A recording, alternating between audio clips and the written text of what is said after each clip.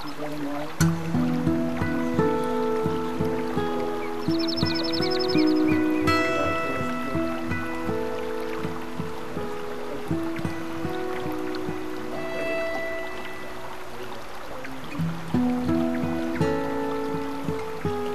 going to tie is a Mohair Leech, or a variation of a Mohair Leech actually. I'm going to tie this on a size 6 hook.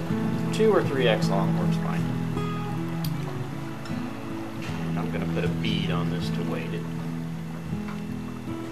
Alright, start your thread. Just make a few turns toward the eye or toward the bead. Then bring your thread back over what you just wrapped and that'll lock it in place. Then just wind your thread back to the back of the shank. And we'll be ready to add the tail,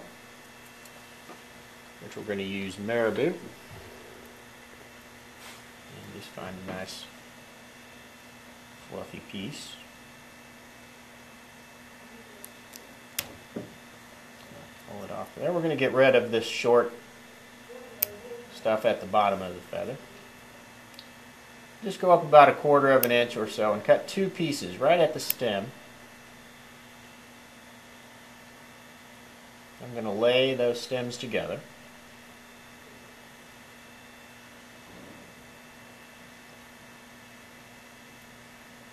That'll form our tail.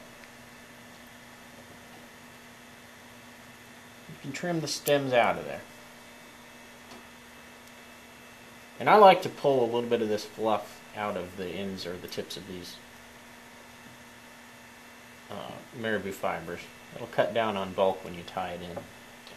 Bring that up to your hook shank. Hold it close to the shank. Wrap your thread around it to secure it. 8 or 9 times. That'll make our tail.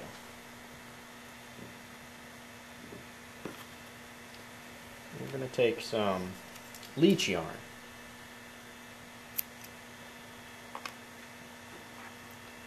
About a 6-inch piece or so is plenty. And extend a little bit of that out between your thumb and index finger. Tie that in right where you tied the tail in.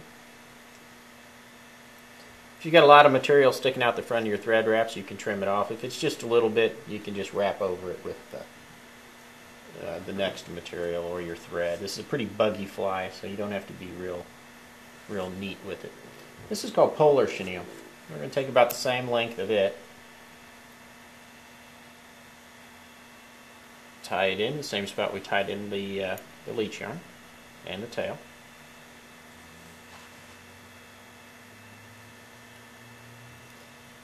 Once you get that in there securely, wind your thread forward up behind the bead.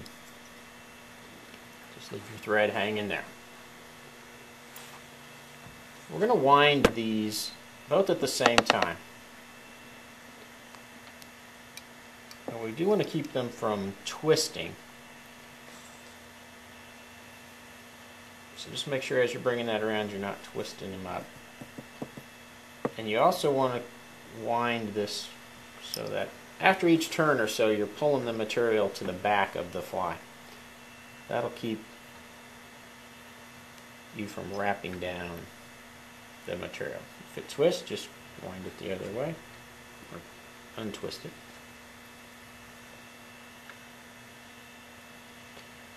After each turn or two, just stroke that back. If it really wants to wrap one in front of the other, say the polar chenille wants to get in front of the other, just wind it that way. Don't fight it too much. Just wind it just every turn or so. Remember to pull the fibers to the back.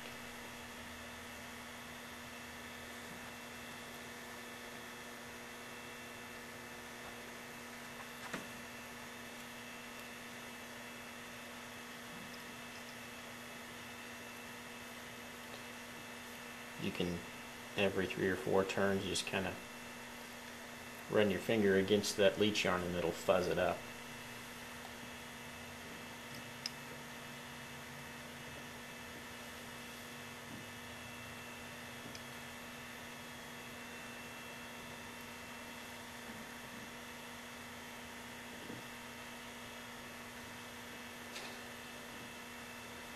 it up against the bead. And it looks like you don't want to crowd the bead too much.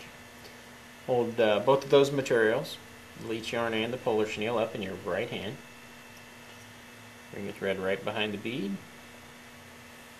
Tie it down.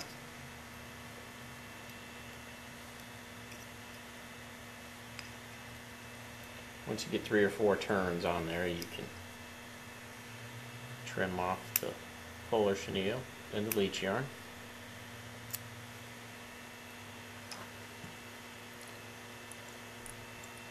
Do a half dozen or so more turns just to make sure that that's in there nice and tight. And if this looks kind of, if the body looks kind of matted down, don't worry about it. We can get in there later and pick out some of that and make it a little fuzzier.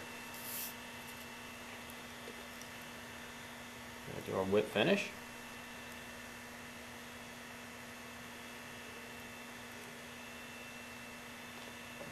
Usually about 6 turns, 6 or 7 turns on that's good. I like to finish that with the whip finisher on top, so I can just bend that in, pull back with my thread.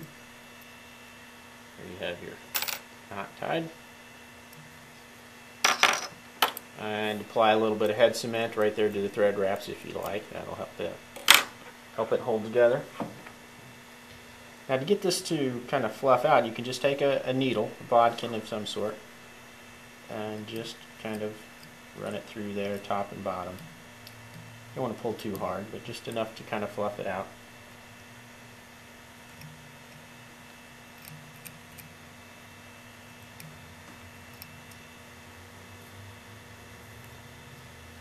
And I usually take it out of the vise to do that. For me it's a little bit easier, but you can leave it in if you want. And if you have any out of kind of proportion fibers that look really long, you can go ahead and trim those out. But this fly really does work good, buggy and kind of messy looking. And you can fish it as a streamer, cast it out and strip it back. You can drift it underneath an indicator if you like. But it's a very effective pattern, works well in the Ozarks for trout, smallmouth, but it's a good warm water fly also.